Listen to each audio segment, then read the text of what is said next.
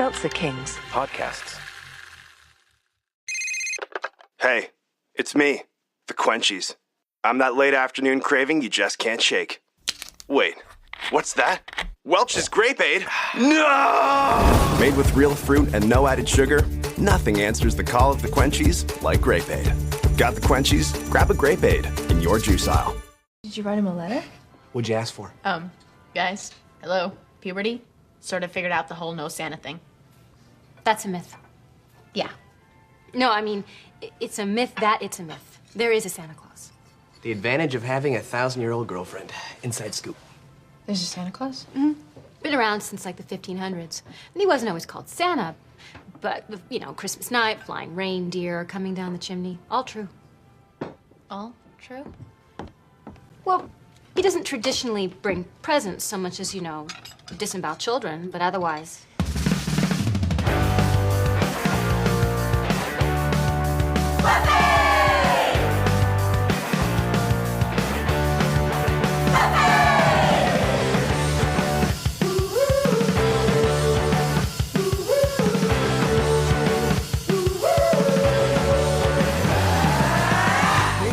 How's it going, everybody? Welcome to another episode of Boys Watching Buffy. We're just two boys watching every episode of Buffy the Vampire Slayer for the first time. Giving our review, our reactions. We're your hosts. I am Joe Welke. I am Vance. And we finally made it to the musical episode. A little odd to choose this subject matter to make a musical about. I know, right? Just kidding, everybody. Today we are talking season 5, episode 16, The Body. Written and directed by Joss Whedon. Original air date February 27, 2001 to an audience of 5.97 million people. And before we get into this horrendously sad episode, we got some shout out. The challenge is going to see how we can make this episode of Buffy the funniest episode of Boys Watching Buffy. We're gonna have a hard time with it, but you know, who knows? There's some funny stuff that happened to me while I was watching this. Oh, you mean that like was emotions and feelings and stuff? Yeah, what? Who does that? No, it's more just certain things in my watching experience happened that I will comment on as we go through it. Ooh. So, first, shout out goes out to Alexandra from Texas. Alexandra gave us a Spotify rating. Thank you very much, Alexandra. Really appreciate that. And Arzu, our Discord user, Owly McBeal, gave us a 5-star Spotify. Thank you so much. What took you so long? I'm starting to wonder if people are like picking and choosing their spots. So like, oh, this is my favorite episode. I'm going to do the shout out for this one. I don't know, because you never know. Sometimes we'll record and the review doesn't come up before we record, and it might be in that week before. So timing your reviews will be tricky, you know. Timing the shout outs is tricky, but we love the support, and we have a little not even rule breakers, because these people aren't even asking for shout outs, but we got messages on our Boys Watching Buffy at Boys Watching Buffy Instagram, getting some information on the last episode, some stuff that we put up on the Discord. Join the Discord, link in the show notes. But we want to give a shout out to Adele Bohan and Caitlin Kennedy, who are enjoying the show, like the show, and decided to message us and tell us that. So we appreciate them shouting us out. Hell yeah. And if you want to get a shout out, the original rules are Apple Podcasts. The loose and fast rules. Yeah, we mainly do these rules because it helps it with the algorithm, and it helps us reach more people. So we always appreciate those, but we also we appreciate the messages and all that shit too. So keep those coming. But 5-star rating and review on Apple Podcasts, 5-star rating on Spotify. Take a screenshot of it, send it to my DMs at Joe Welke, or get us something off the wish list that we have. We have that linked somewhere. And speaking of that, I'm fucking doing the do today.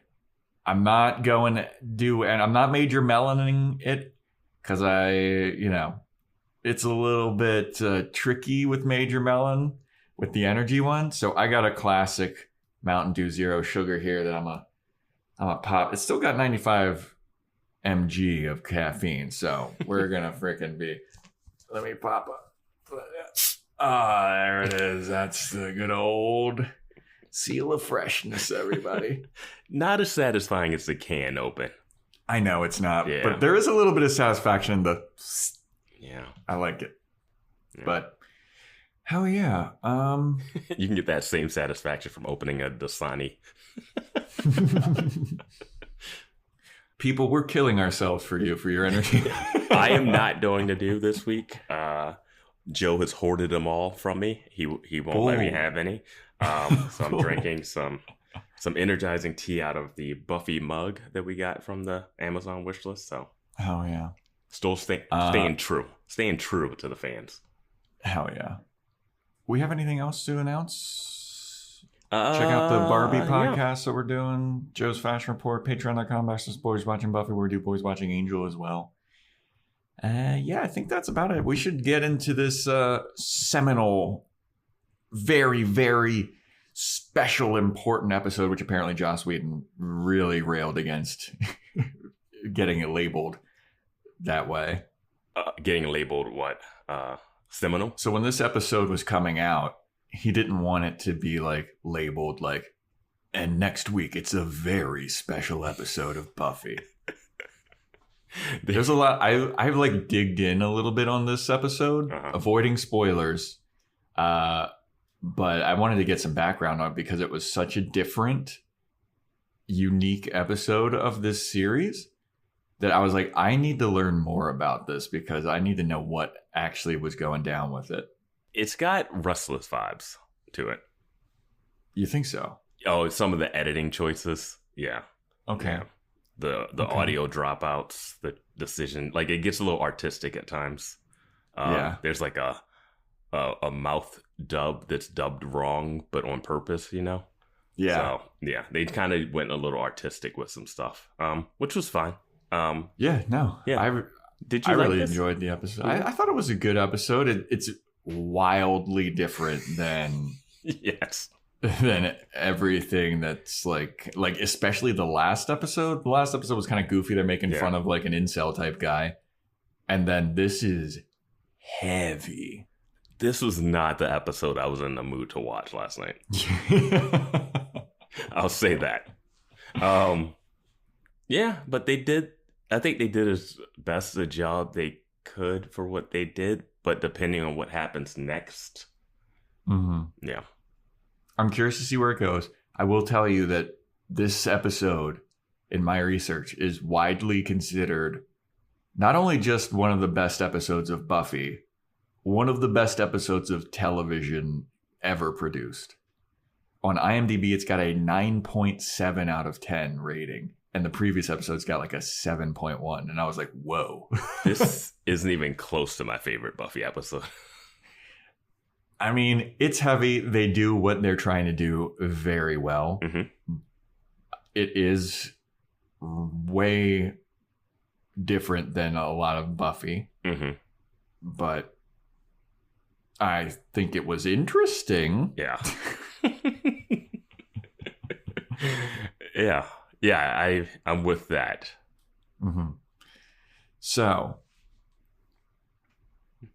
let's get in with the episode. This episode does not have a recap, and IMDb fucking falsely has this under the trivia section that this is the only episode of Buffy the Vampire Slayer that doesn't start with a previously on Buffy.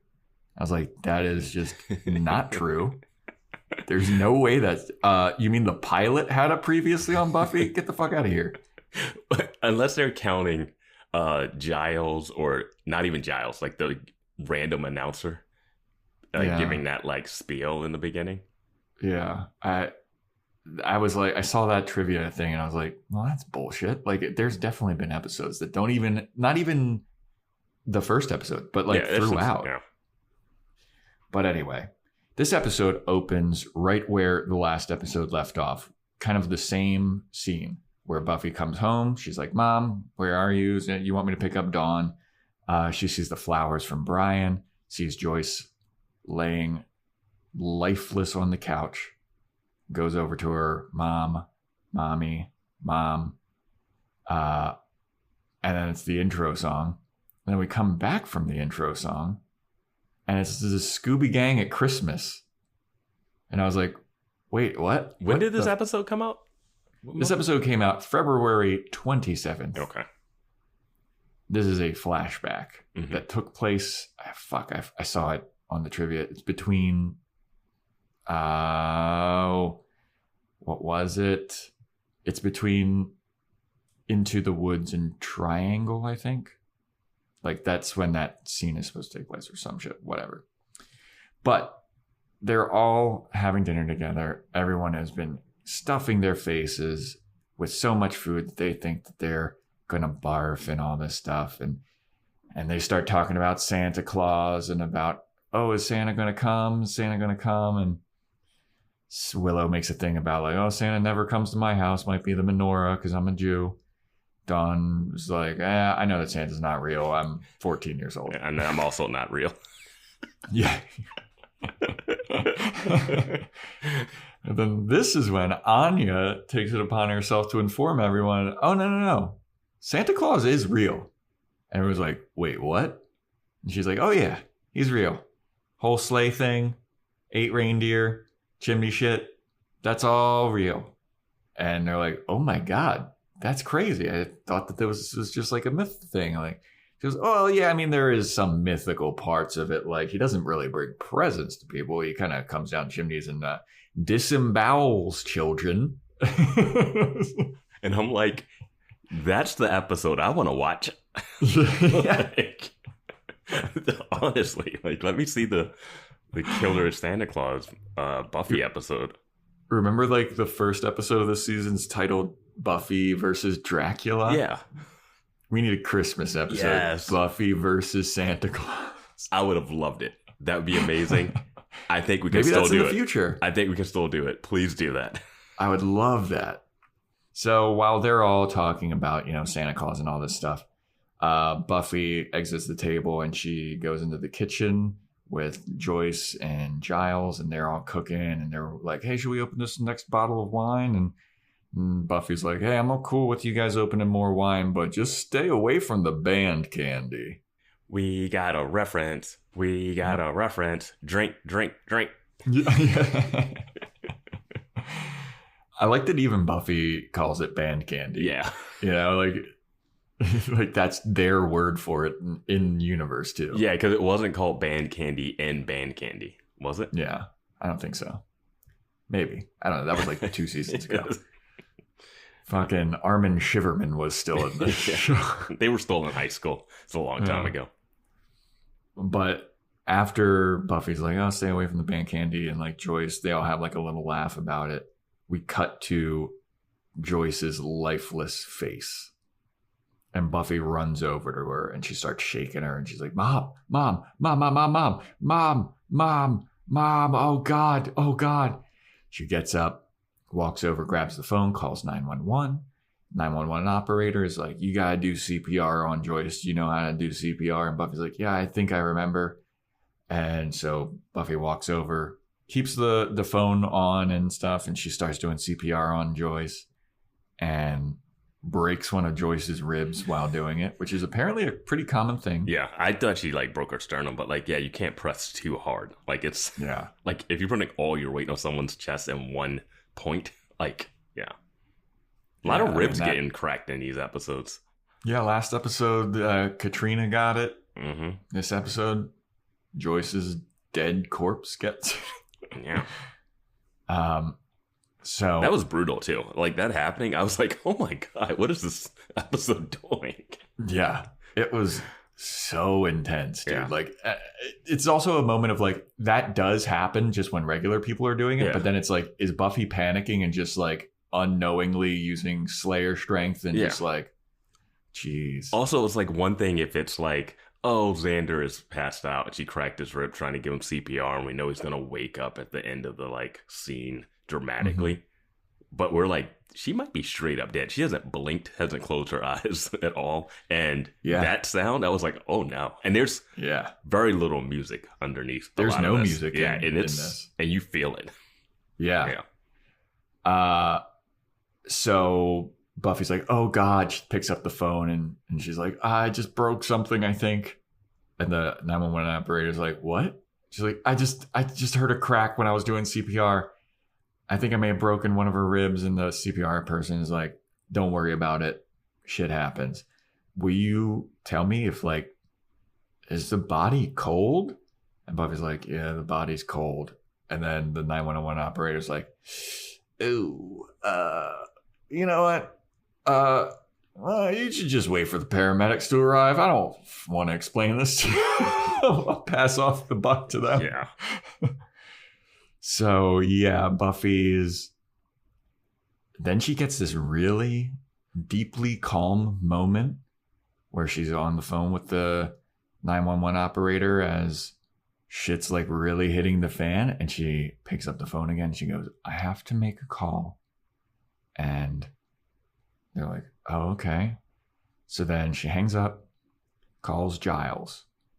She tells Giles she's at the house. Giles is like, what? Who? And then Buffy is just like, she's at the house. Come here now. And Giles is like, okay, I'll be right over. Buffy hangs up. Ambulance arrives. And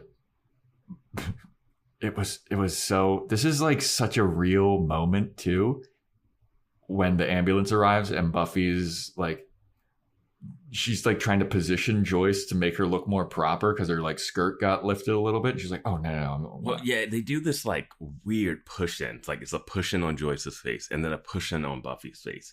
And then a shot of like Joyce's skirt being hiked up just a little bit. And then back to Buffy. And then Buffy goes and pulls her skirt down just a little bit. You know, it's still like above the knees, but like she pulls it down a little bit. And then it's just like, what is, I mean, it's just like complete like trauma awkwardness in the editing and framing of stuff. Yeah. I mean, I feel like it's so realistic. Like I wouldn't know what the fuck to do. Like I'd be like, oh, it's, awkwardness. There's no like, oh, why isn't Buffy running to the phone? Why isn't she calling someone quicker? You know, it's like, no, you just don't know what you're gonna do in that situation at all. Yeah. No, everyone's gonna react differently. Yeah. So the paramedics come in and they're like, all right, we gotta take your mom to the floor. We gotta take her off the couch. So take her off the couch. They start doing CPR.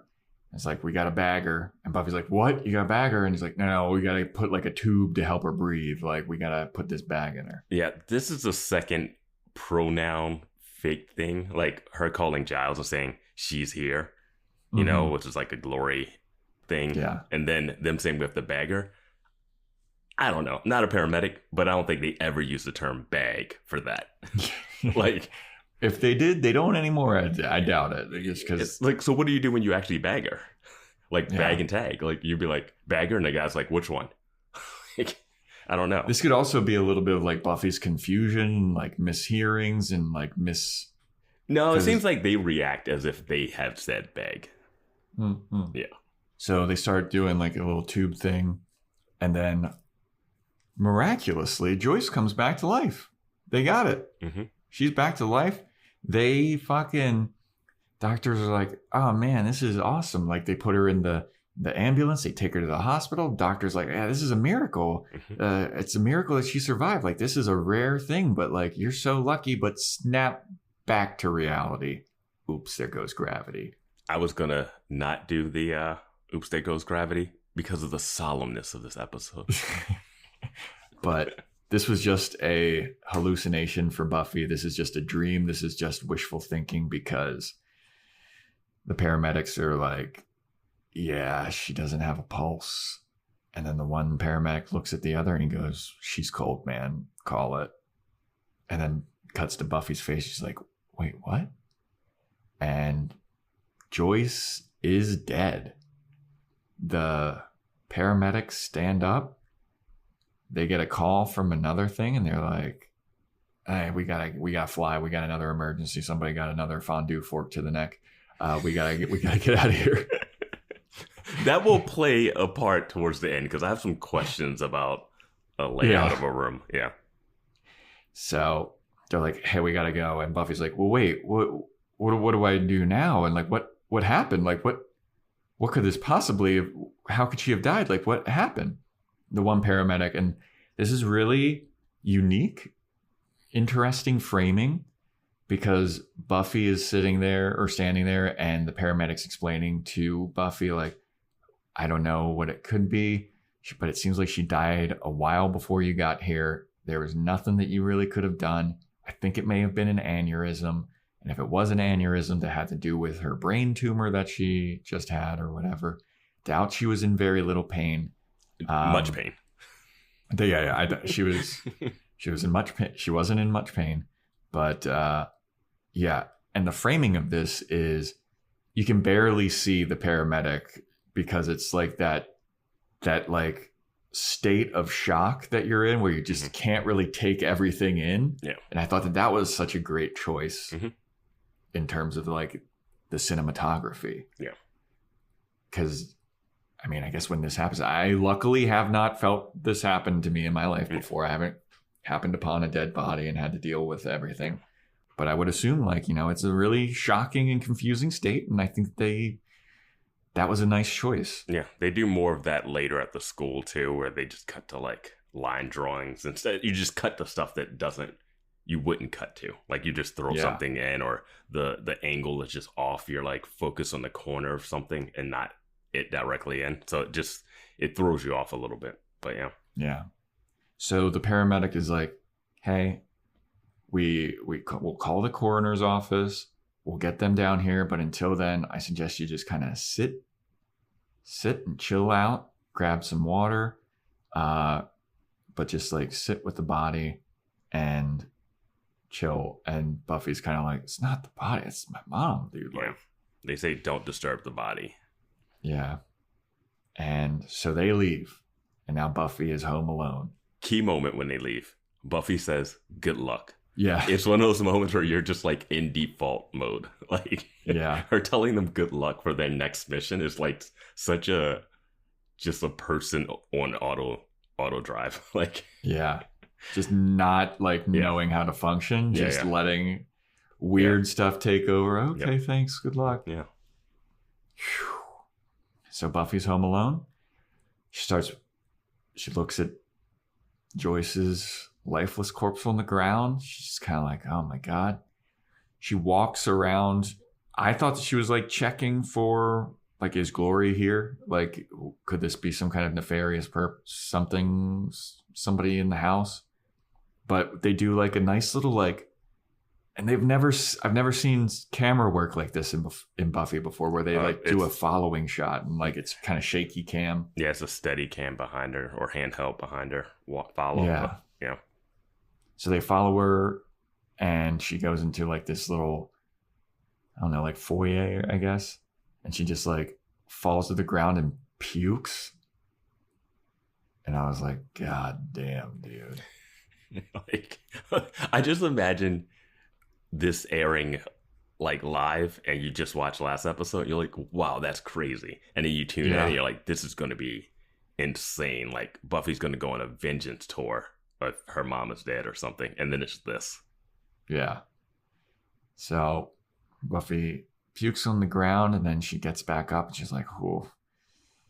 She goes into the kitchen, and she opens the kitchen door, and she's looking outside. You hear like little kids like playing or something. Here's some sounds of outside. And she's looking outside, and she's like, "Oh man." And then there's like this really close-up shot of Buffy's face, and she is just sweating profusely. Mm-hmm. She looks real wet, dude. Yeah, it looks like if the coroners come, they're going to be like, "We need to get you an IV."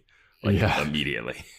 And we get the wind chimes. That's what we keep hearing. So the wind chimes start adding this eerie sound, this bed behind the thing. And it's, it's well done. It's well done. Yeah. So then Buffy goes and she gets back inside and she grabs some paper towels to go clean up her puke. And she cleans it up. And then Giles shows up. What's the deal with people not... For people that live in Sunnydale, they do not check their corners at all. Like Buffy came in and she like yelled upstairs. Like no one like looks to the left. It's the Riley effect. When Riley was in a helicopter, no one in Sunnydale looks to their left when they walk into someplace. That's what it is. Yeah, I mean, especially Buffy, because she's had so many people infiltrate her house that are evil. But the Giles scene was egregious. He's standing there, like, what is it? I'm like, do you not sense out of the corner of your eye that there's a full person lied out on the living room floor? Yeah, he comes in head of steam. And he's just like, Buffy, what's going on? He sees, like, Buffy's, like, straight ahead of him. Mm-hmm. And Buffy's like, the coroner's coming. And Giles is like, what? What are you talking about? Turns to his left and he's like, oh, God, Joyce. He runs over and he starts, like, trying to do CPR or, like, trying to revive Joyce. And then Buffy is like, no, Giles, don't do that. And Giles is like, Joyce, come back to me. What, can you hear me? And then Buffy goes, we're not supposed to move the body. And then she like puts her hand over her mouth because it's like a realization like, oh, that's not my mom anymore. Yeah. And then she starts crying and Giles gets up and he just hugs her. And it is fucking so brutal, dude. Do you think we're going to see the dad next episode? That dad's long gone, dude. He's gone. I mean, by the end of this episode, I was like, when they're doing, there's not even a mention of calling it. Yeah, it's like let's tell our fake sister, daughter. But yeah, what if he's the one person that the monks didn't even like try to make Dawn in his memory? We're trying to find some funny moments in this thing. Yeah, that was a tough one for everybody. Yeah. So then it's a commercial. Then we come back from commercial break and Joyce is being zipped up in a body bag. I wish we could watch the commercials. The era appropriate commercials, they would be ridiculous. Yeah. Yes. Well, there's a moment I'll talk about later that happened to me. With the commercials, with the commercial breaks. I'm terrified now. So Joyce is zipped up in a body bag and we cut to Dawn in the bathroom of her school crying. And we're like, oh, did Dawn just find out? No, Dawn did not just find out. Yeah. She is being bullied at her school because of her little freak out a couple episodes ago when she found out she wasn't real and she cut herself and was like going through and being kind of an asshole to her teacher and got suspended and everything. And her friend, I don't know what her friend's name is. I didn't get they the don't say name. it, I don't think. But yeah. Kirsty is the bully. Yeah, Kirsty is the bully. Kirsty, yeah. And her friend, Dawn's friend, is like, yeah, it's not that bad. Don't worry about it. Don't freak out. Like, I know that you're crying, but like, this is, Kirsty, her. She's like a biatch. Don't freak out about her calling you weird and a freak. Yeah. But her friend says wigging out because you were wigging out. And I was like, oh, all right. So we're throwing this word back into the mix. It's a middle school, high school thing. Yeah. Yeah. But, yeah, this girl Kirsty has been like spreading rumors that Dawn's suicidal and all this shit. And Dawn's like, I'm not suicidal. I tripped or whatever. It was an accident. I didn't cut myself. It's like, and how her friend is like, yeah, okay. But then Dawn is like, if I wanted to, I could get my big sister here and she would beat the shit out of Kirsty. And the girl's like, yeah, I bet. She also said if she had the mind power to like make her head explode or something. It's something weird there where it's like, do you have that power? Yeah, we don't know what your powers are, dude. Are you going to turn into a Carrie? Like, I don't know. But yeah, she was like, yeah, if I could make her head explode, I'd be doing that right now. And she's like looking at herself in a mirror. And I was like, is this her origin story? Yeah, and I was like, is this proving to your friend that you're not a freak? So then Dawn stops crying and she's like, how do I look? Do I look like I've been crying? And her friend is like, nah, you're good. You're good. Don't worry about it. Yeah, no, it's not. You just wiped tears off your face. You obviously look like you were just crying. You did nothing to change her. So then they leave the bathroom and they start walking down the hall, and Dawn's friend is like, oh, Kirsty alert. Kirsty alert. She's right there. And Dawn walks by her, and Kirsty, I forget what Kirsty says to her. Yeah, I don't know. She says something like, oh, hey, what's up, Dawn? Feeling any better? And Dawn's like, yeah. And then she keeps walking. She's like, what a biatch. Mm-hmm. And I forgot what a stranglehold the word biatch had in this era. Yeah, I don't know where it came from, but it just it had the same effect as bitch, but just not as hard. Yeah. Yeah. But you could still get in trouble in school for saying it. And if you said it to someone, you'd still get the same reaction. But yeah. So I was watching this with closed captions. And how did you spell biatch? Beyotch. Okay. Mine was Beeyotch. The closed captions spell it Biatch. And I was like, that ain't right. That is biatch, not biatch. It's you know, like biatch. Biatch, yeah. Biatch. Yeah. So then they're walking to debate art on the class. Discord. Yeah. Yeah. How did you spell biatch? Join our Discord. So they're walking to art class, and Dawn sees the boy that she has a crush on, and she's like, oh, and this kid looks like a young Dr. Intern Ben to me. I was like, is that? I was like, psycho alert. Yeah. So Dawn walks into class and she's like, oh God. And she gets in, stands right next to him to paint. His name is Kevin. They have like this weird conversation about like, you know, Dawn cutting herself. Kevin's like, I can relate.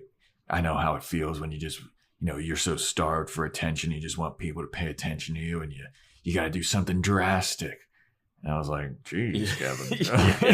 He was like, I felt that see way the guidance too. counselor, bro. Like, yeah, I was like, worried, back away. Yeah. But they're having a cute little bonding moment over suicidal thoughts. Yeah, because she's like, oh, no, I didn't do it. And then she's like, well, maybe I kind of did do it because hot guy thinks it's cool. I was like, oh, no. But then they also bond about hating Kirsty and what a biatch she is. I was like, oh, this is the first time we've seen Dawn at school. Yeah, and with other kids her age. And I'm like, oh no, I don't want to watch them like torture Kirsty. It's happening. It's happening. So now Buffy shows up to Dawn's school, and Dawn's telling a story to Kevin. I forget what the story's all about, but Buffy interrupts it. Yeah. And Buffy comes up to Dawn and she's like, hey, can you come outside with me? And Dawn's like, as if, like, why? Why would I go outside with you? This I felt was forced. Yeah, I feel like if you're a sibling or like, you know, some shit's up. Not only if you're sibling, if Buffy, the vampire slayer, your sister, shows up at school and says, come on, we gotta go, you just bounce. Yeah. Like Glory's out there. Demons are out there. Like, just go. I did think it was odd that Buffy didn't come with like the principal or something or a guidance counselor. The whole staging at the end was really awkward and weird, I thought, of this whole scene. Like, normally I would think you would go to the principal's office, say, call her to the office, and then you guys will walk out, you know? Yeah. Like, that's one of those things. And this life... Yeah, because you want to pull Dawn away from this... Yes, exactly. What's about to happen. I'm just thinking of, like, when I was in school and a parent would come for a kid. The parent wouldn't, like, roam through and be like, which classroom is my kid in? Because parents don't know, like, your schedule. Yeah. And this is a real, like, upscale figure drawing class. Like, I thought they were doing like a nude model on the front. I was like, what? Yeah, they have a nude sculpture, and they're like, Yeah. it's not about drawing boobs and stuff, all right? We're all about drawing the negatives. Sunnydale has like good art, like art funding. I mean, maybe that's how everybody got to be such amazing artists that they could replicate and draw any demon from memory like in 2 seconds. Yeah. I mean, if you're going to create a robot, right, it's hard to get the machinery right, but you also have to get the anatomy right, too. Yes, dude. So, yeah, he took some figure drawing. Warren took some figure drawing classes and sculpting. So Buffy's like, come on outside, Dawn. And Dawn's like, all right, whatever. This is weird, but yeah, I'll go. So Buffy and Dawn go out into the hallway just outside of the classroom. And this classroom is like all windows. Yes, like most classrooms in Yeah. school. It looks like this is the only classroom like that in the school because every other classroom like has a door or whatever. Oh, yeah. I'll let you explain this scene, but I just want to talk about it at the end. So Buffy pulls Dawn out into the hallway and Dawn's like, what's going on, dude? Like, is everything all right? And Buffy's like, no, it's Mom. And Dawn's like, what about her? Like, is she okay? And Buffy's like, Mom had an accident. And then Dawn's like, okay, but like, what kind of accident? And Buffy's like, it has to do with her tumor. Mom had an accident and they've taken her away. And Dawn's like, yeah, but she's going to be fine though, right? Like, she's going to be fine. Like, you know, she had a tumor and like they had the surgery and that was supposed to be fine. And it's like, she's going to be fine. She's going to be okay. And Buffy's like, no, Mom is dead. And Dawn's like, no, you're lying. You're lying to me. And then now we cut to a view from inside the classroom. And it's like a wide shot. All of the kids in the classroom and the teacher are looking at Dawn as Dawn is having a freak out because she's crying. And then she starts like yelling. And she's like, no, you're lying. You're lying. I don't believe you. I don't believe you. And then we have like a close-up cut of Kevin who sees this going down. Mm-hmm. And then we have a close-up cut of the teacher who sees this going down. And then we have a close-up cut of the painting that Dawn has painted. There's also a shot of like someone drawing a line.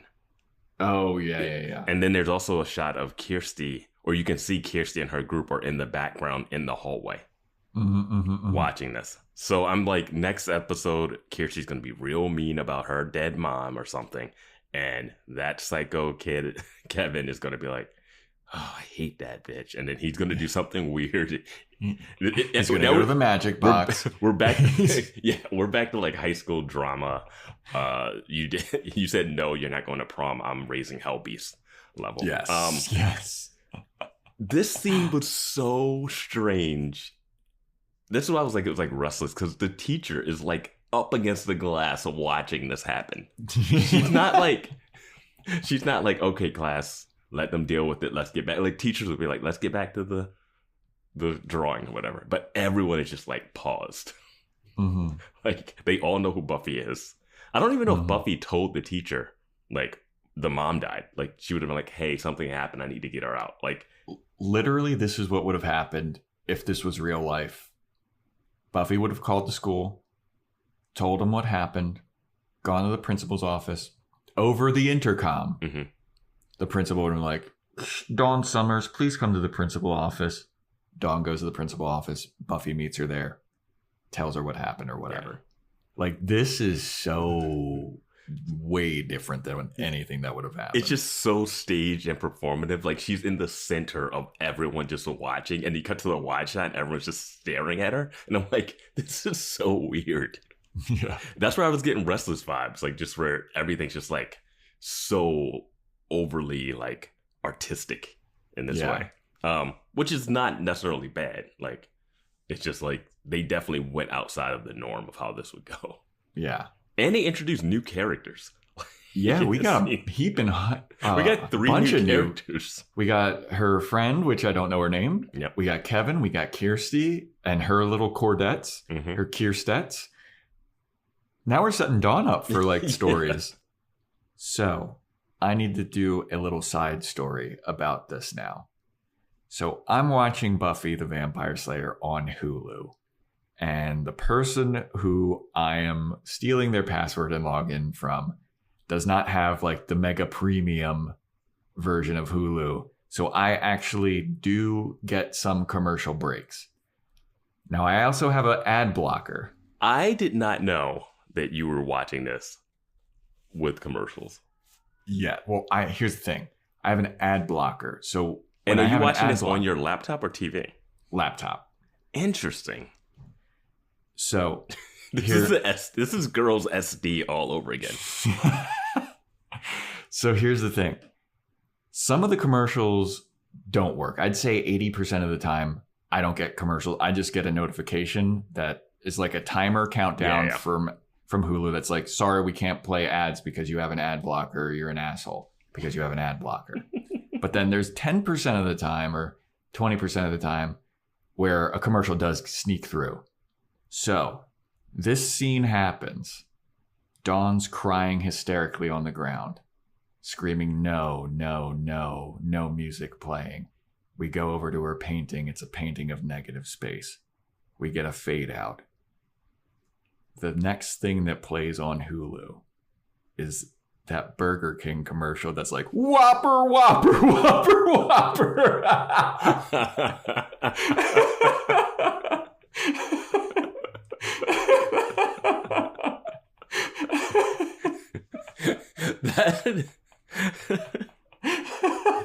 That's amazing. Chicken, chicken, chicken.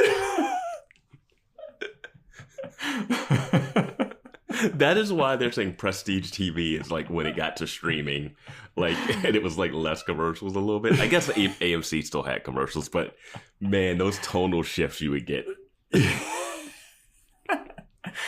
And like I said, it's rare that a commercial sneaks through. And it was just so fucking funny to me that like, I was like invested in this. I'm like, oh man, fuck, this is brutal. I'm getting in my feels about this. And then chicken, chicken, chicken, chicken, Whopper, Whopper, Whopper, Whopper. Oh man. When you were talking about a very special episode, there's a documentary on Hulu. It might still be there, but about the Dana Carvey show that like lasted for like one season or half a season. But like Louis C.K., Steve Carell, Stephen Colbert, everybody, like John Glazer, all those people worked on it. So the documentary is super interesting. But they were talking about how they were the lead-in to Home Improvement.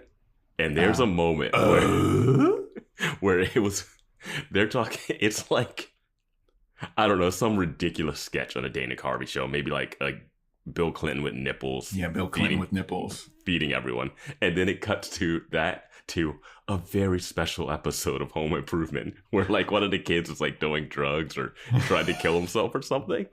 And they show that. And then they cut to the people that worked on the show and they're just dying laughing. It's like one of the funniest moments. Yeah. God, that's amazing.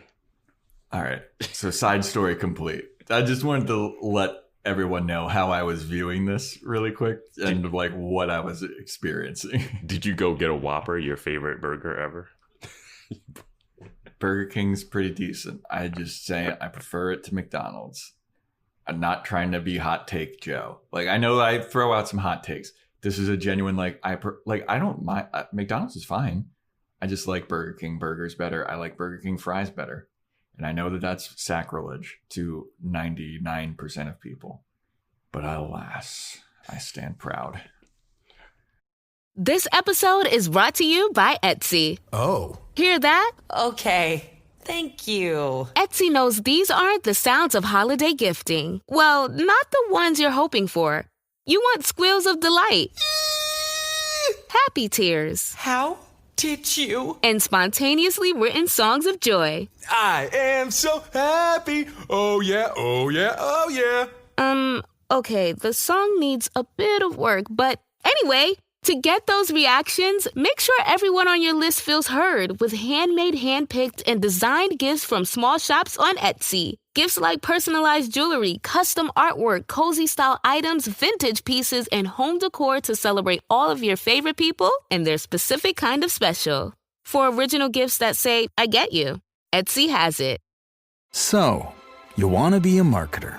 It's easy. You just have to score a ton of leads and figure out a way to turn them all into customers. Plus, manage a dozen channels, write 1 million blogs, and launch 100 campaigns all at once. When that's done, simply make your socials go viral and bring in record profits. No sweat. Okay, fine. It's a lot of sweat. But with HubSpot's AI-powered marketing tools, launching benchmark-breaking campaigns is easier than ever. Get started at HubSpot.com/marketers. Okay, so we're back from the commercial, and we have Joyce at the coroner's office, and they're cutting off her clothes. And I was like, phew, these like intros and outros from the commercial breaks. Yeah. And this is a purposeful thing. Like it was like every ending before a commercial cuts to like Joyce's lifeless body, and every come back from commercial is Joyce lifeless. Like the next stage, it was like being zipped up. This is like the coroner cutting her blouse off. The thing that I saw too was like they counted the painting that Dawn did of the negative space as like that's a lifeless body too. So I was like, okay, well that's a little bit of no, I mean that's artistic. That's artistic. It's art. So then we go to Willow and Tara, and Willow and Tara are at their dorm room and they're shocked. They're like, I don't know how to react to this. Like, what's going on? Willow is like, kind of like, I don't know what to wear. What am I going to wear? Before we get to that, we do get a silent montage of the Scoobies. Oh yeah, that's true. Yeah, because Anya is sad and Xander is driving to go meet up with Willow and Tara, and Willow is like talking to Tara, and she's like, I don't know what to wear. Like, should I wear this or should I wear this purple thing? And Willow starts crying. Tara's sad, and she's like trying to cheer Willow up. And Willow's like, I feel like I can't wear this. Like, this is too bright. This is too happy. And then she's like, but I can't wear black because then black is like, oh, everything is depressing. Like, what about this purple thing? What about this purple? Oh, I should wear this like blue shirt that Joyce really loved. I wish I can't find it though. Like, I don't know where it is. And she's like rummaging through all of her clothes. And she picks up this one sweater, and it's got like a penguin or something on it. She's like, why do all my clothes have stupid things on them? She's doing her own fashion corner. I know. And she's admitting, like, why do I dress like a kid? Well, she says, why can't I dress like a grown-up? Yeah. And I was like, ooh, man, this is getting like deep psychological shit. And she's like, why can't I be a grown-up? And Tara is like, you're spiraling, dude. Like, Tara is like, hey, calm down. I don't think it's really going to matter what you're going to wear. You're going to be fine. We need to help Buffy, and because that's what we do. And you're going to be strong, and you're going to be great, and you're going to be strong like Amazon or something. Like an Amazon, which I've never even heard before, but it's I think it's from a song or something of that era. Yeah. But then we get this monumental moment that we've been waiting for. Yeah. Did they not do that at the dance? Have they not done it at all? Nope. Okay. I read it in the trivia. Okay. And this was a purposeful inclusion in this. Mm-hmm. So Willow and Tara like kisses Willow on the head, and she's like, you're going to be fine. You're going to be fine. And then they kiss each other on the lips. A couple times. And like realistic. Not a Modern Family peck. Yes. Like this is a on the lips, we love each other kiss. And it comes in a time where like you're not like expecting, it's not like building up to a kiss. It's just like a kiss that would happen. And it happens and you're just like, oh yeah, that's just like a natural, it's so naturalistic. Yes. Yeah. And so Joss Whedon apparently fought really hard against the network to include this kiss in this episode because he wanted it to not be a big deal. He wanted it to be like, we're not building up to like this magical moment kiss. Mm-hmm. He wanted to just be like, this is the thing that people do and it's happening and it's not like a very special moment. Yeah. And the network was like pissed that he wanted to include it in this episode because they wanted to like hype it up as like, oh, Willow and Tara kiss for the first time. They wanted to be Disney's the first gay character moment. Like, like they do with every movie that they come out with now. And apparently Joss Whedon was like very indignant to the studio, like, this kiss needs to be in this episode or it's not happening at all. Yeah. And so eventually I guess they keep it in there.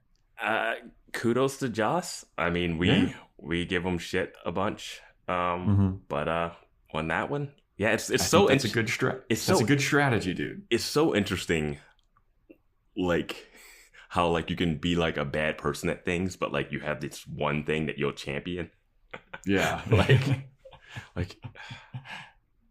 like to make Michelle Trachtenberg feel uncomfortable, but to be like so inclusive to this, and he's not like gay or anything like that. So it's like just like it's not like it's like if he was gay or something and then he wanted to do this, like that would be like, okay, it's still in his interest.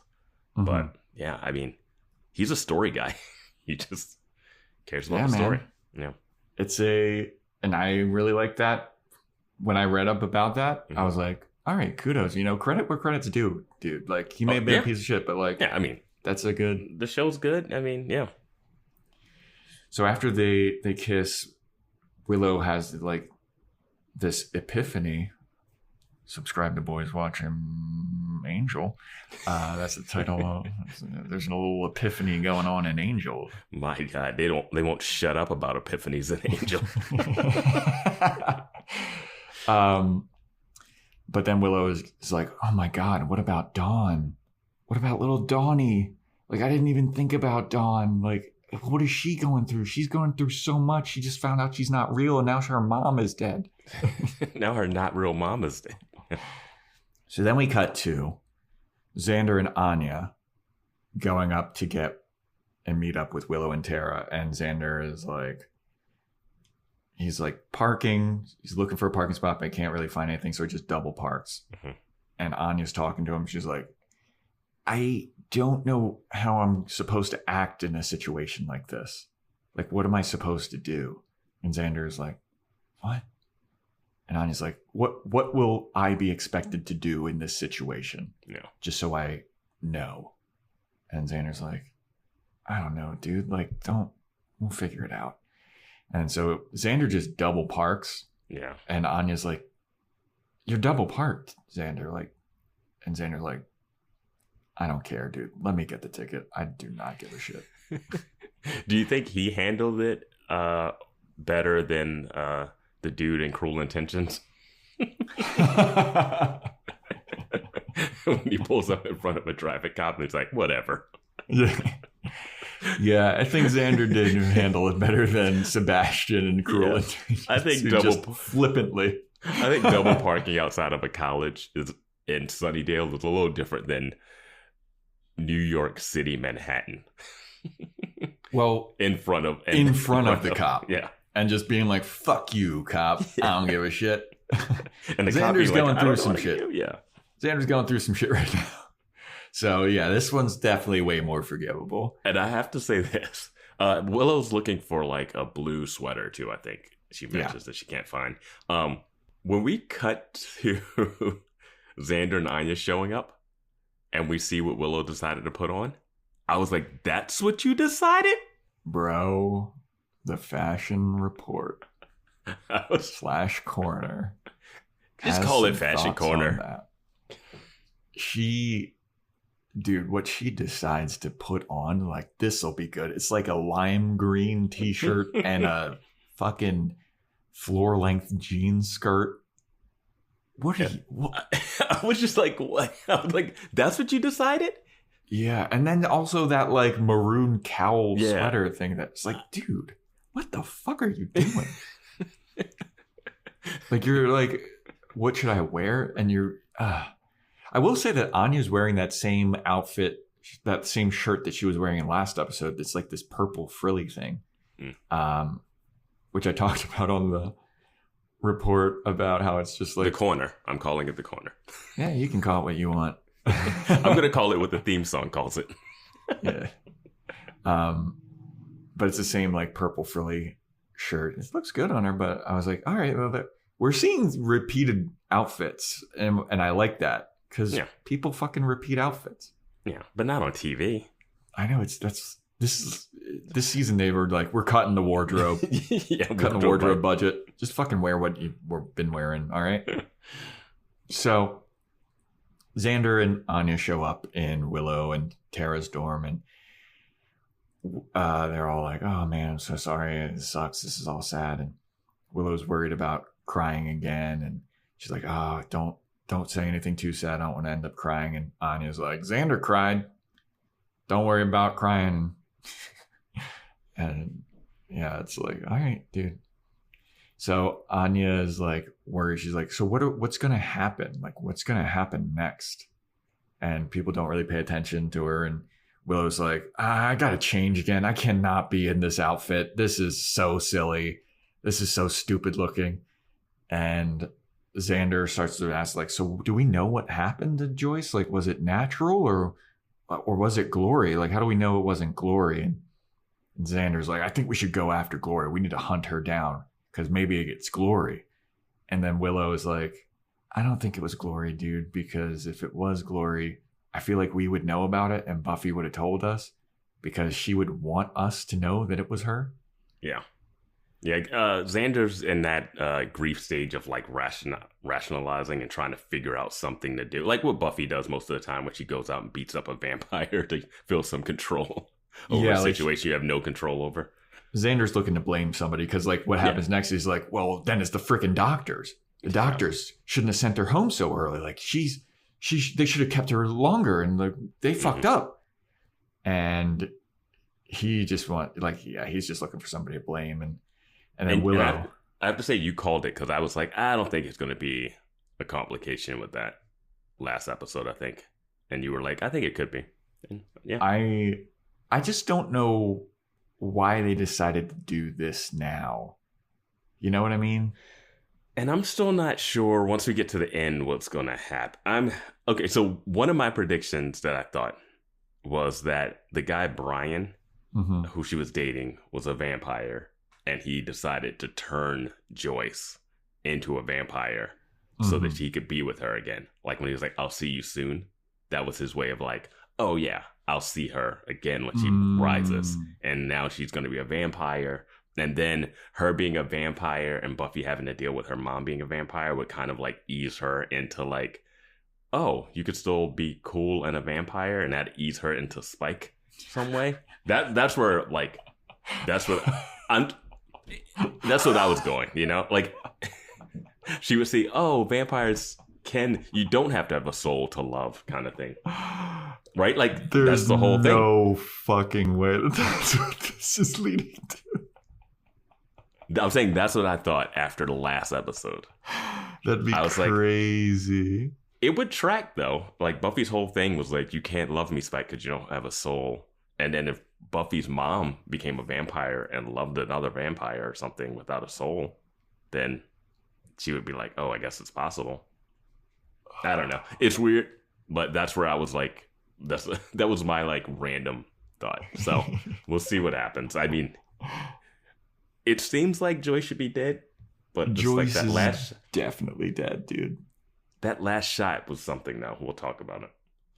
So after Xander is like looking for somebody to blame, Willow decides to be like, hey, she puts up her dukes and she's like, go ahead, you can blame me. Here, let's fight.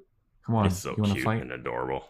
It is absolutely adorable. And she like puts her dukes up and Xander, this just like disarms Xander immediately. And he just like walks over to her and he just like kisses her on the forehead. And then makes out with her. Yeah, he just grabs her ass. Tara's like, hey. He's like, I didn't want the kisses to be. Josh is like, I don't want the kisses to mean anything, so everyone's doing it.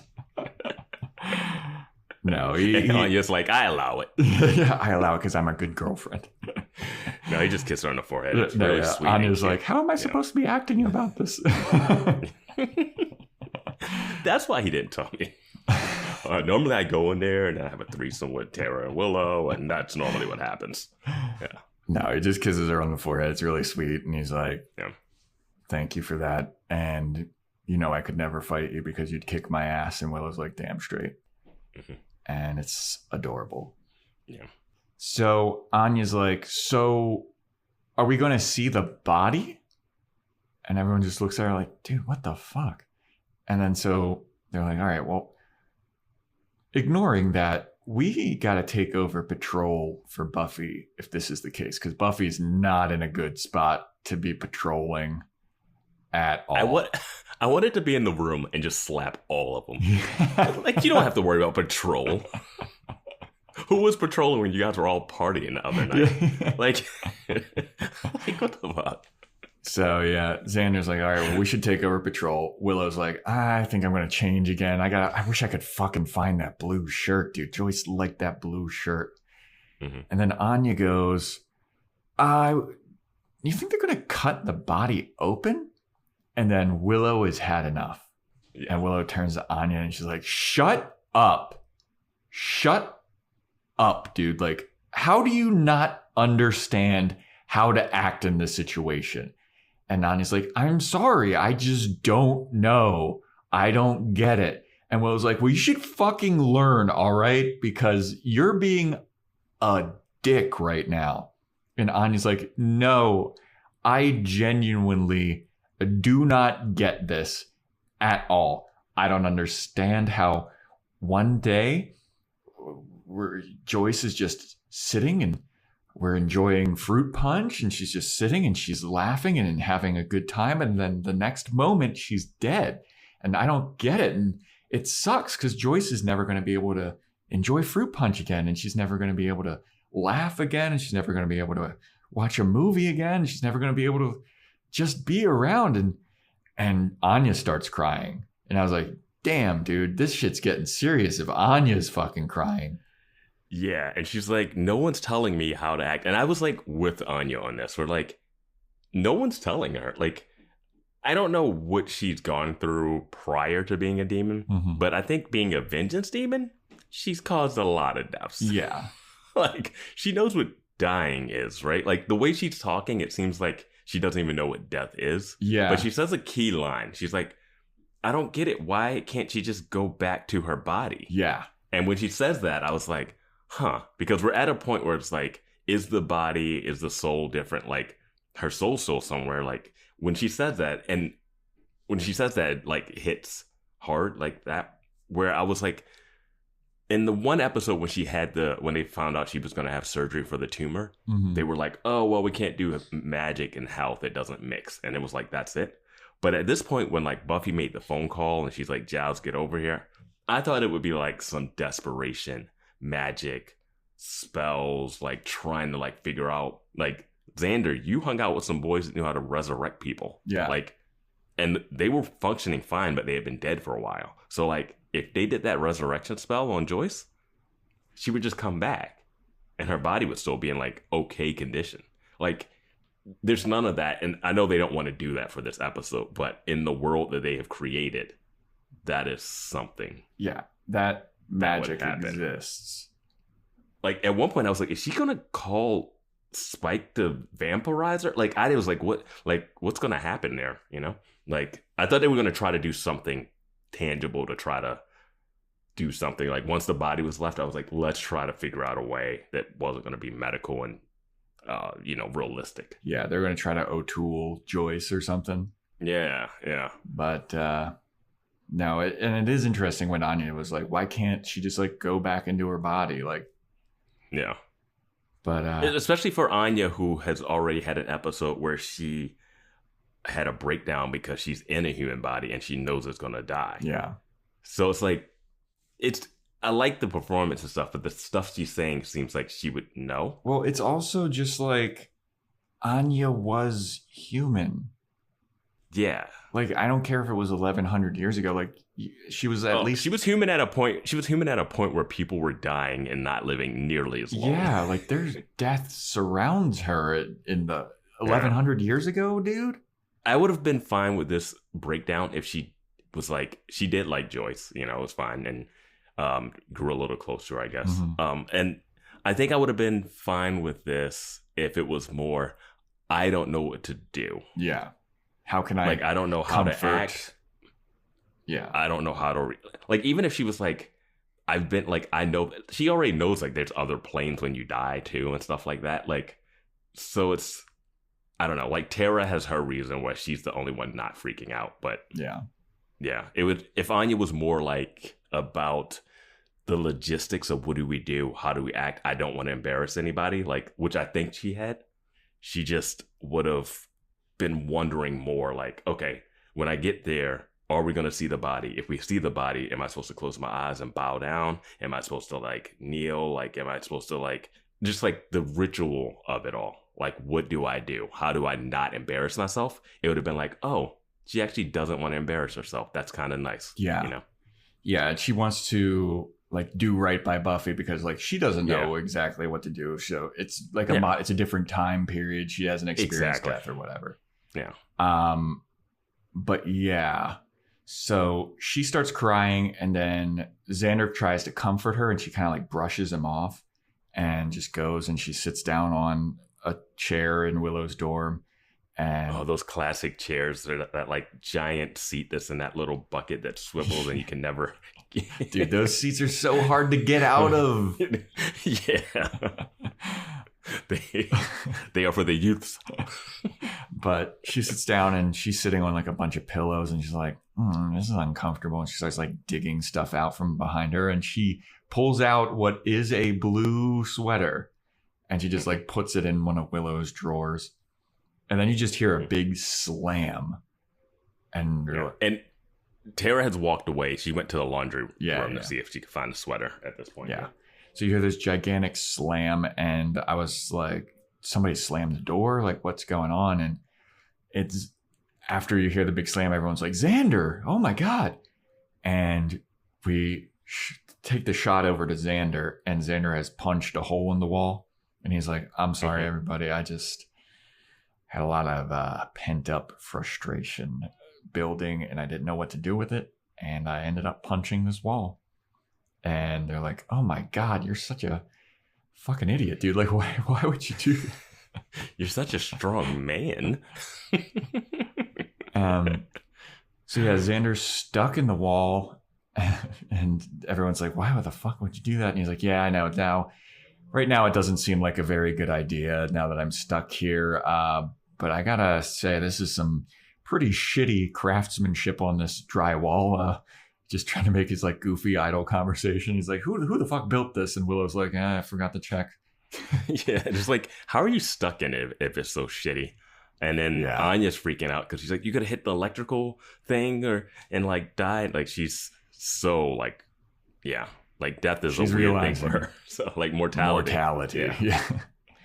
And they put Xander stuck, and eventually like he turns and he gets his hand out of the wall, and he's bleeding, and Anya looks down at Xander bleeding, and it's like, oh my God, Xander could fucking die at any moment. Like, life is so fragile and all this stuff, and everybody's concerned about Xander.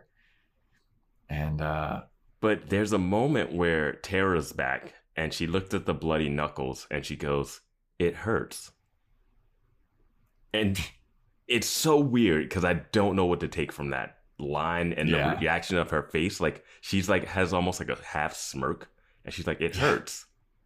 And I was like, is this a metaphor for like how he's feeling? Because I don't know. I was thinking, I didn't know what to take from that moment. So I hope someone knows, because it was just a weird line from Tara and a weird like look. Yeah. But they all decide like, hey, we've been dilly-dallying, pussyfooting around here long enough. I think we gotta go help Buffy. And then Xander goes, yes, the Avengers gotta get with the assembly.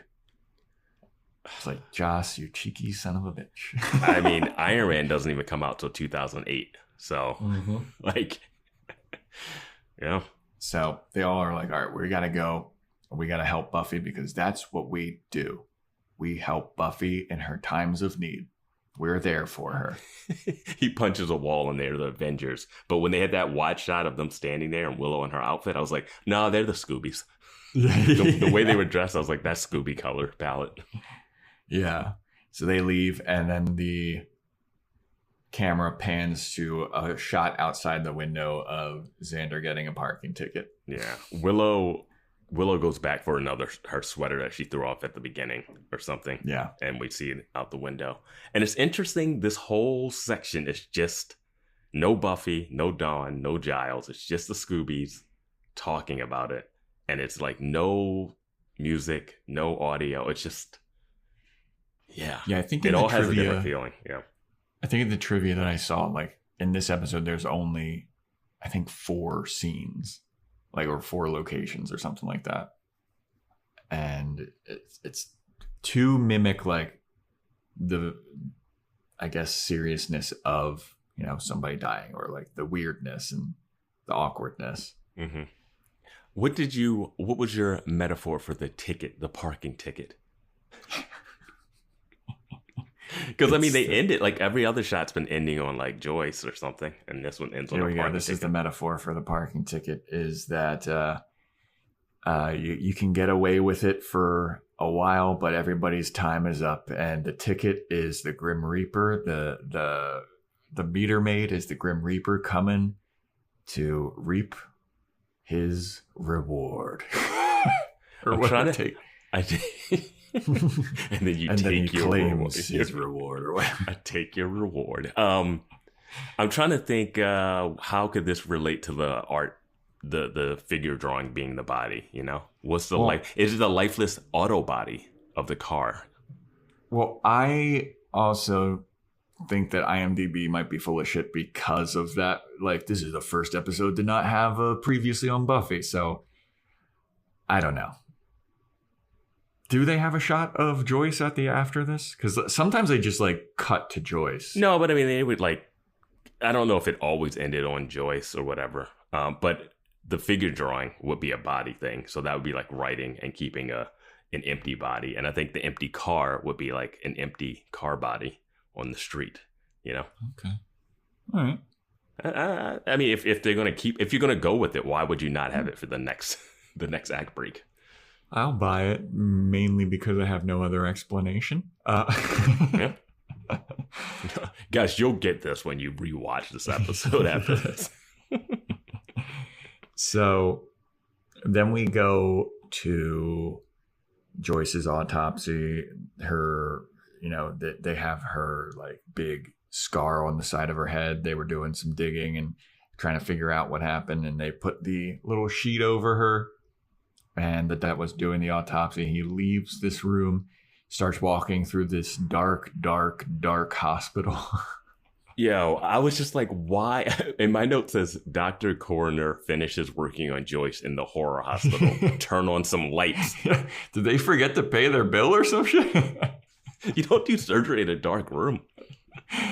Like that hallway is like vampire horror movie central. Yes. Like, I was like, why is it so dark? Yeah, it was wild how dark it was. Like, not only in that, I mean, the hallway was like insanely dark, but like it had like the flicker horror lights in the hallway.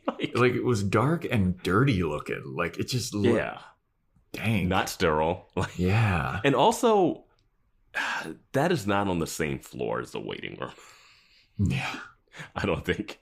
Isn't the morgue like downstairs? Usually, like, isn't it its own floor? I'm not sure. In a hospital, I mean, depending on how big the hospital is, but it's like, it's not like, oh, you just accidentally walked into the morgue. Yeah. And the bathroom is to the right of it, and yeah. But Doctor heads out, and we see the Scoobies in the waiting room, and everybody's hugging each other, and they're all like, "Oh man, this is so tough." And Anya runs up and she hugs Giles really hard, and Giles is like, "What? Oh, okay, all right. I guess we're doing this now." He's like, "Oh, I'm gonna have HR on my back."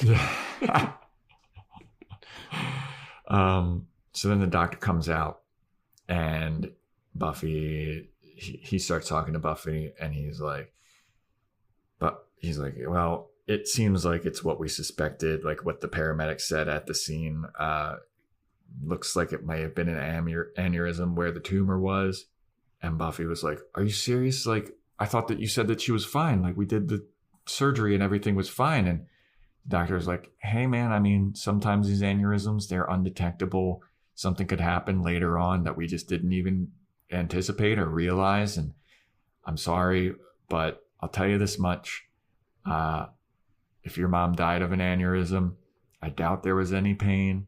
It's doubtful that you could have done anything if you were there or if anyone was around. This is just something that would have happened. And then Buffy kind of has like a flash of her being there to save Joyce. And it's like a replay of that same scene from before. Yeah. When they had that little montage moment of her, like the paramedics being like, oh, we saved her. And good thing you were there. All that. Yeah. But it's not real. And Buffy snaps back to it. And the doctor's still kind of talking. And Buffy asks him one more time. She's like, are you sure that there wasn't a lot of pain? And the doctor's lips say like, I'm certain or something that there wasn't a lot of pain. But what his dub over says is, I have to lie to make you feel better. Mm-hmm. And I rewatched that scene like 2 or 3 times because I was like, is this a fuck up or is this Buffy? This is Buffy's thing. And it definitely is Buffy's thing. Yeah, this was a dub like they did in Restless when they're speaking French and their mouths are moving. Yeah. Yeah. And I was like, fuck, that's so brutal, dude. Yeah. This is a tricky one. I wonder if they debated whether or not to have this in here because it's such a stylistic trick, you know? Yeah. Like everything else is just like cutting to something different, but this is actually like and it works. Mm-hmm. It works, but I could see them debating whether or not like this is too much. Yeah. You know? So then the doctor is like, all right, well, not much else we can do. Sorry for your loss. We have a lot of paperwork and stuff that you need to fill out. And Giles is there with Buffy and he's like, I'll help you as much as I can. I'm here for you. And the doctor's talking about the paperwork. Giles is like, I'll go over the paperwork and let you know what you need to know. And then he and the doctor go off. And at this point is where I was like, where's the dad? Why is Giles? How can Giles just do that? Yeah. I was like, does he know all of her information? Yeah. Like, what the fuck is this? Like, how is this possible? They're like, you're an adult, man. Yeah. You're an adult white male. You got this. So then Buffy goes back and she tells the Scoobies like, yeah, he thinks it was an aneurysm like we thought.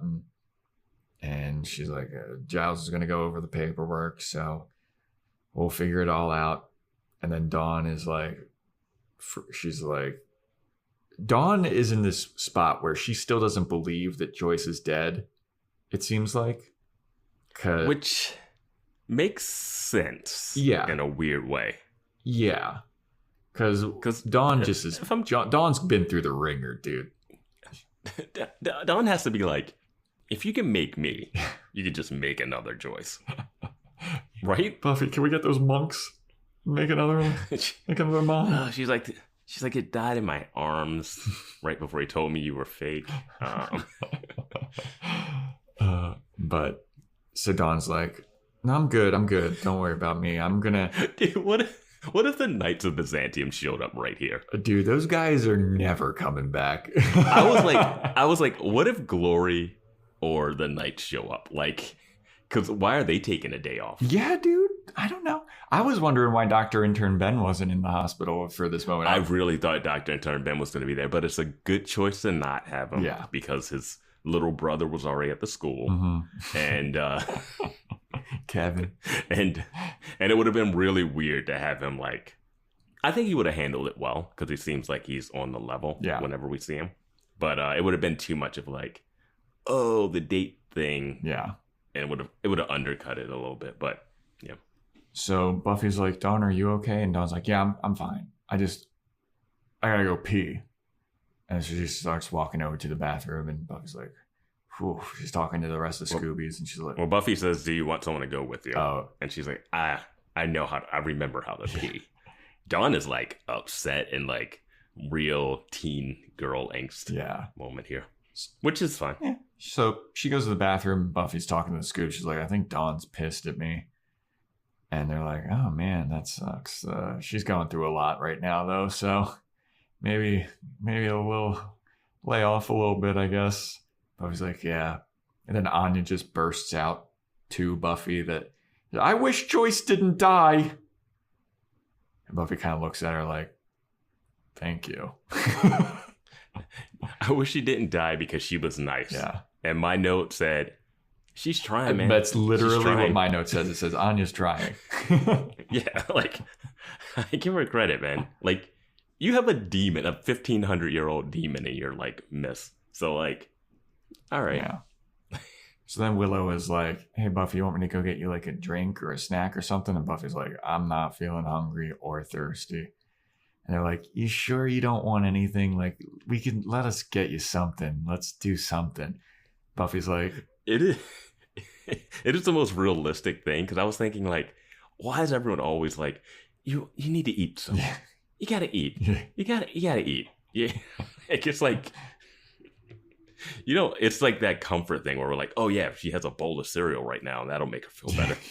Like, so then they're like, are you sure you don't want anything? And Buffy's like, you know, maybe not me, but like maybe you should go and like get Dawn something, like get something for Dawn. And then so Willow, Anya, and Xander are like, all right, we'll go get something for Dawn. And conveniently leave Tara behind, where you're like, that's what you leave behind? Yeah. If I'm Tara, I'm raising my hand like I'm getting snacks. So they all leave, and it's just Buffy and Tara left alone on this little couch hospital bench thing in the waiting room. And Buffy apologizes to Tara, and she's like, I'm sorry that you're dealing with this. Sorry that you're here. Like, this has got to be a pretty big fucking bummer for you. And I'm just sad and confused. Like, Buffy, you saved my life like 50 times already. So, like, you don't have to apologize for your mom dying. And so Buffy is just like, I'm so confused. And Tara's like, I wouldn't worry about it. You don't have to apologize to me, dude. And Buffy's like, I just don't know what to do. I don't know what's next. I don't know how to handle this. Like, I've never been through this before. And I don't know anybody that's been through this before. And there's a little moment of silence, and Tara goes, I've been through this before. And we're like, oh yeah, Tara had a family.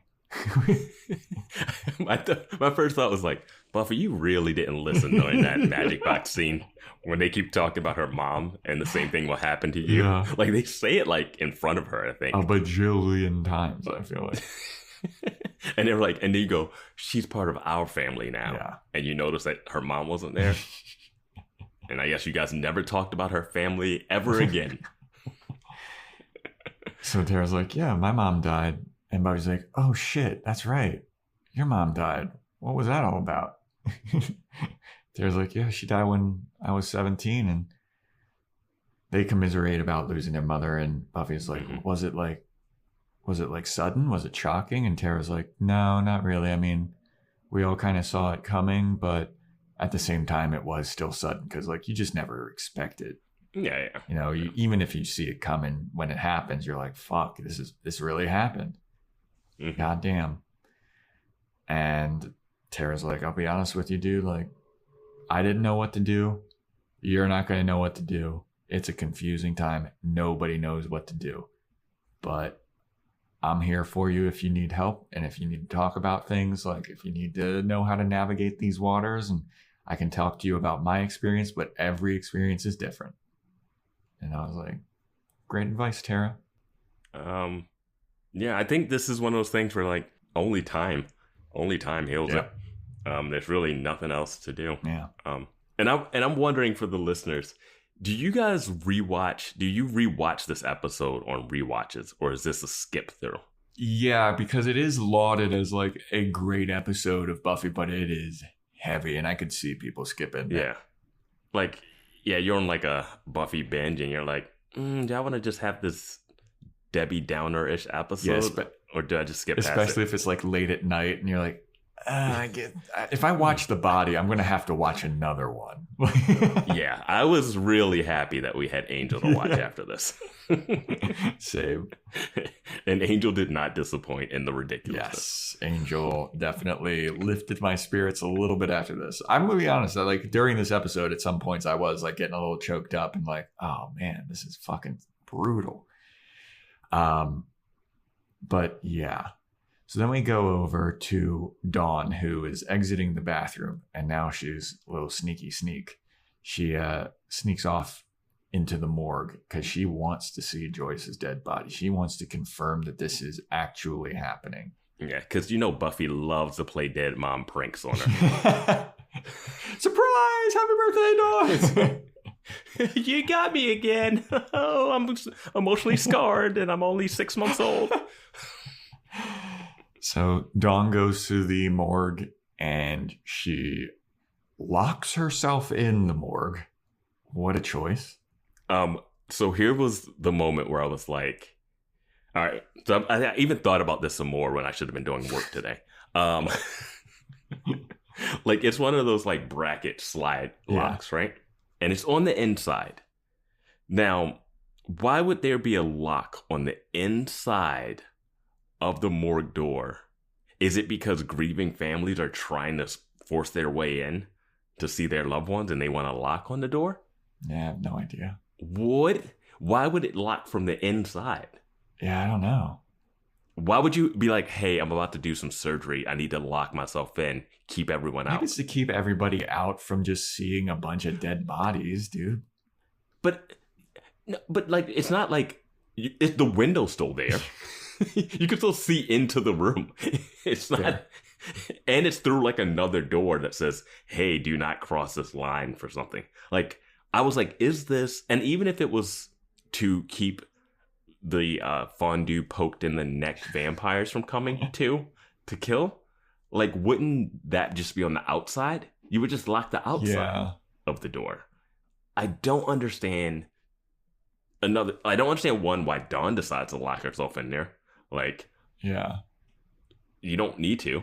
And then I don't understand why there's that lock inside to begin with.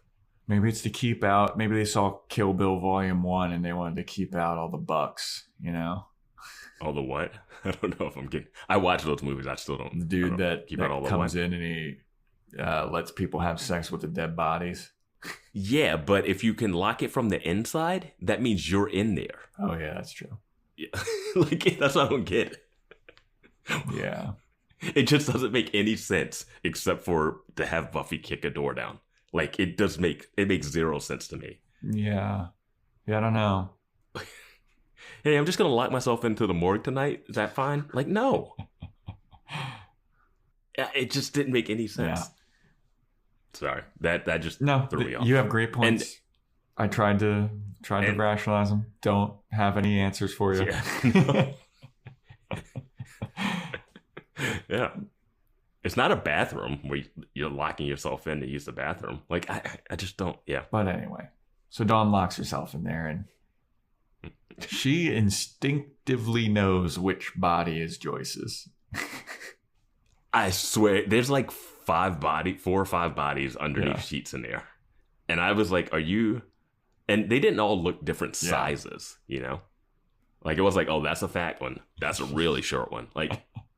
She's just start looking at a bunch of dead bodies. Yeah, but she knows. Her mom's in the back. She knows. And that room has to be cold. Absolutely. But Dawn walks up to Joyce's body and she's just looking down at it. And then she starts to reach for the sheet to like really look at this, get a good look at this. And as she's reaching for the sheet, one of the bodies that is also in the morgue just does a sit up, pulls its sheet off, and it's a vampire now. It was like, oh man, thank God it didn't get into the ground, because then I would have to punch my way out of this. And patrol, dude. This goes back to our question of how fast do vampires turn? What's the deal? What's the deal with vampires turning? What would happen if Buffy and Dawn weren't there? Mm-hmm. Right? The door's locked. I guess you can only lock the door from the inside because you can't lock it from outside because Dawn got in, because that's weird. So then this vampire would have come out and attacked everyone in the hospital. I have to imagine this isn't the first time that this would have happened either. No, that's why I was like, oh, maybe somebody in this place knows, like, we got to lock the morgue door, but the lock wouldn't be inside. It's wild, man. I would be like, let's get some lights and some holy water and some crosses or something when I'm doing these autopsies, because I had 5 bodies come to life on me when I was digging around. Yeah. But as soon as I saw that body sitting up in the background, I was like, oh no. You're like, oh yeah, this is an episode of Buffy the Vampire Slayer. Yeah, so because we have to have a demon. Dude, because as of up until this point, there's nothing really supernatural going on. It is like mom died of natural causes, no vampire attacks, just people grieving. Yeah.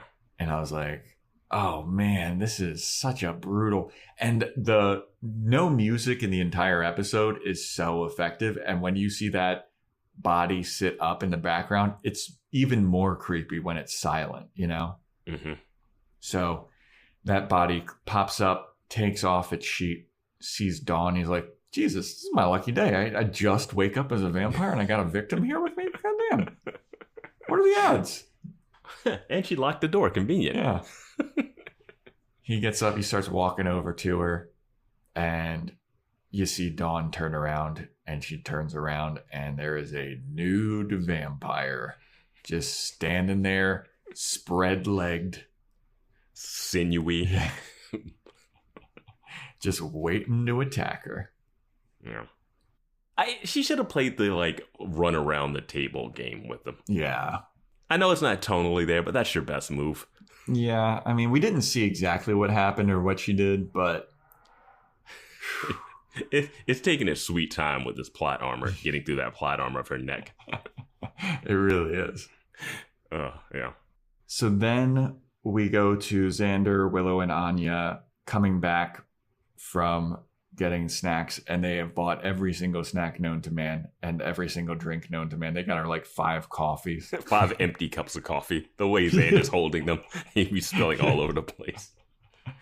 And Buffy's like, oh, gee, thanks, guys. But I'm thinking I'm not really hungry right now. And they're like, that's okay. That's okay. What about Dawn?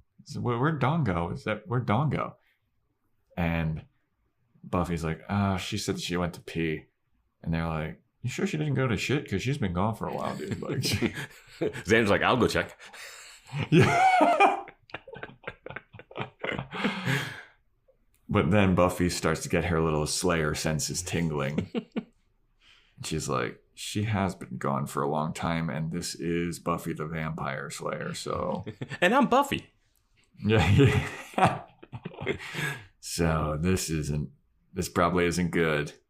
So she's like, I'm going to walk over to the bathroom. She walks over to the bathroom and she's like, I can sense that she's not in the bathroom. This is where we've been like, how is she right every time she predicts things now? She's like, I don't even have to open the door. Yeah. She's got Slayer sense, dude. Yeah. She's like, I know that she wanted to see the fucking dead body, and I know that she was acting a little sus when she was like, I gotta pee. Well, she looks to her left. She didn't see her mom on the couch when she came home right away, but she gets spot to the left that the morgue is down that way. Yep. So she wanders on over to the morgue, and she sees Dawn being grabbed and accosted by this vampire, this nude vampire. Gotta keep mentioning this vampire is nude because they do some nice little Austin Powers trickery to hide its junk. What happens if the key turns into a vampire? Ooh, good question. Yeah. I just had like so many mind fucks after this episode. It's a rhetorical question, really. Well, I had a mind fuck of like, is this a different reality? Are we in a multiverse situation? And is Joyce still alive in a world where Dawn doesn't exist because then Glory wasn't doing a bunch of stuff? Like, well, I was just... They haven't... You just don't want Joyce to go. You're rationalizing. I'm going to punch a fucking wall, Vance. I don't think they have posited that multiverses, the way they have it is, oh yeah, they have done multiple different versions of the same thing. Yeah. Because the Vamp Willow world is a real world. Yeah. Huh. Are they going to Rick and Morty this and go to a different dimension and grab that dimension's Joyce? Grab the Wish Universe Joyce, bring her in. Yeah. Yeah, because that one, her Buffy's dead and she doesn't have a Dawn. It's like, hey, you want 2 daughters? You want 2 daughters? You want 2 daughters? I told you we could make this funny. It's funny. Buffy's funny. I think we're doing a good job of keeping it light while also dealing with the serious subject matter, everybody. Yes. We like the show. We like the show. We like the episode. It's a good episode. Not my favorite Buffy episode of all time, though. Probably not mine either. But what? I mean, Hush is already up there. And I can't even rate them all. But Look, I watched a movie for my anime movie podcast called The Grave of the Fireflies, which is known as one of the most depressing, horribly sad movies of all time. It's about 2 little kids in Japan after the atom bombs were dropped and how they're trying to survive, and eventually all of this horrible shit's happening to them. It is an amazingly good movie, but I will never watch it again. Yeah. Because it's so sad and heavy. Yeah. And when you were talking about would you skip the body if you were doing a rewatch? I understand if people do. Yeah.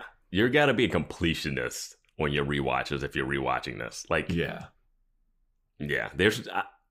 There might be stuff in here that pays off later, or if you go back, you notice something different, But I don't think there's enough that will make me go through the episode again. And that is no discredit to this episode. Yes, no discredit of the episode. The episode is that effective in what it's trying to do. Yes. Anyway, Buffy wanders over to the morgue, sees Dawn being attacked by the vampire, tries to get in. She can't get in the door, kicks down the door. Because the lock is in it. What in the world is that? Kicks down the door, fights the vampire, pushes Dawn off of the they're in a 3-way conga line hug situation where Dawn's in front, the vampire's in the middle, Buffy's behind the vampire. Buffy's hands are so close to the vampire's mouth that I don't know why the vampire doesn't just bite. Dude, I mean, he was holding on to Dawn his mouth is so close to her neck. Yeah, it doesn't take that long. Eventually Buffy shoves Dawn away from the vampire. Dawn falls into Joyce's little gurney thing, pulls off the sheet. Buffy and the vampire fight, and they're fighting for a long time, and they're doing their little hide the junk trickery with the camera, and Buffy's just getting vampire junk rubbed all over her. Well, she's getting her ass kicked by the strong ass vampire, dude. And eventually, and this is one of the more brutal kills in this series that I've seen. Buffy grabs this crazy fucking it's a bone saw. Yeah. And just decapitates this vampire. Yeah. I was wondering what she was gonna do, since there wouldn't be a wooden stake. Is she gonna grab a mop handle? And it's she grabs that, and it was decapitation. And she just puts all of her weight down on it. Yeah. I mean, the closed captions said before it actually decapitates it, and she's just got the knife in its neck, the closed caption said bones crackling. And I was like, oh, God. And then it disappears into dust. And that was really interesting to see a beheaded dust turn. Yeah. Horizontally, on the ground like that. Yeah, I don't know if we've seen a lot of beheading vampire. She's taken some sword swipes off of people at one point when she went to the... She sorted demons, but yeah, I don't know if she's headed off too many vampires. I mean, she did do in Gingerbread when she had that giant post in that vampire, like, wasn't it through its mouth or its neck or something? Yeah, but it was a demon. It wasn't a vampire. Yeah. Yeah. But Buffy is like, fuck, what a day, man. My mom died and I just had to kill a vampire that was trying to kill my sister. Jesus Christ. She's laying on the ground and then she like turns and she sees Dawn, and Dawn is still on the ground, but she's like looking up at the corpse of Joyce. And Buffy's like, Dawn? Are you Dawn? And then Dawn is just looking at the dead body of Joyce and reaches out to touch Joyce. And that is where the episode ends. Well, there's a couple lines here where Dawn is like standing up and looking at her, and she's like, "Is she cold?" Oh, and yeah, then, yeah. And then she says, "Where'd she go?" And Dawn is speaking almost like a otherworldly being, you know? And what Dawn's saying almost like related to me to what Anya was like. Why can't she just get back into her body? And then like Dawn asking, "Where'd she go?" You know? Mm-hmm. Like, it can be taken two ways. As one, they're just like, this is just them reacting to the situation, or it's like actually like them positing the question of the actual reality of this. And then when Dawn goes to touch her, it's got that like E.T. factor of like, if she touches her, can she like bring her back to life? Like, they cut away before she even touches her, and it's this, I mean, they might not be going for that at all. 100% might not be going for that, but it leaves that weird little. Dawn seems like because earlier also Dawn was talking about like, if I had the power to blow up someone's head, I would. So she's like hinted at having powers. So I don't know. It left it in a weird, you could take it at face value, or you could wonder like, is there a little more to this? Yeah. I mean, when she was like slowly reaching towards Joyce, and it's just like that slow reach, it almost hints at like Joyce is going to pop up and like bite her or something, or like something bad is about to happen. But then the episode just like, oh, fuck. Like, what? Man, it's so heavy. Like, it was like, what? Yeah, it's like, what would happen if she did touch her? You know, like that kind of thing. So, yeah, I don't know. But that is the episode, everybody. You got any final thoughts about the body, Vance? I thought I did, but I might have said them. I don't know. It's a solid episode. Not what I was expecting. They did a little different. Who directed this one? It's written and directed by Joss Whedon. Yeah. Did he do Restless also? I think so. Yeah. If I recall correctly. Yeah. No, it's solid. Yeah. Good episode. But good point about the dad. Not even thought about. Yeah. Not doing any paperwork. Yeah. Because they do have to figure out life situations after this too. Yeah. Well, like, Buffy's an adult, dude. Remember when I was talking about the court case between Glory and Buffy? Buffy's going to be custody owner of Dawn. Buffy just inherited a house. Yeah. And a mortgage. Repairs that need to be done when the windows shatter, inevitably. And a gallery. Yeah. And a gallery to run. But yeah, that is that for the body. Next episode is titled Forever. I think I saw a thumbnail that looked like it was Angel in my glance. That'd be wild. But I don't know.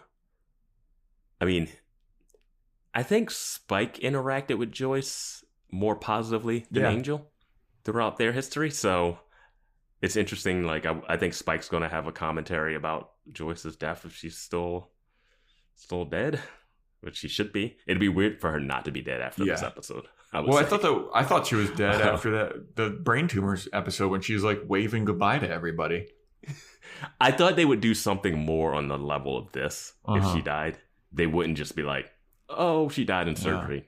React like, unless it was a Maggie Walsh situation where they were like, "This actor has to go. We don't have her." That would be the only way. I have a fun little factoid about that to share with you. So, Christy, is it Christy or Christine? Christine Sutherland actually wanted to quit doing the show after season 3. She wanted to travel. She didn't want to be on the show anymore. And she wanted to travel to Europe. And that's why she isn't very heavily featured in season 4, where Buffy's in college and everything. Because she wanted to travel more. And she was about to quit. And Joss Whedon was like, you can't quit because I'm going to kill you in the show. And so that's the only reason she stuck around. So I think she's dead. And this Forever episode is going to be dealing with the ramifications of, we're not seeing Joyce anymore. Yeah. Because I think if she was to come back to life after this, it would be really, really weird. It would be so undercutty to have 2 fake outs. It would just be weird. Well, that is a wrap for The Body, everybody. Thank you for listening. Really appreciate it. Great episode. Join our Discord. We'll probably have a lot of chatter about this episode, this iconic episode. Join our Patreon, patreon.com/Boys Watching Buffy, where we do Boys Watching Angel, Joe's Fashion Report /Corner, and Boys Watching Movies, where we are doing the Barbie movie. And Instagram @Boys Watching Buffy. Email boyswatchingbuffy@gmail.com. And we will see you next time when we talk about Forever.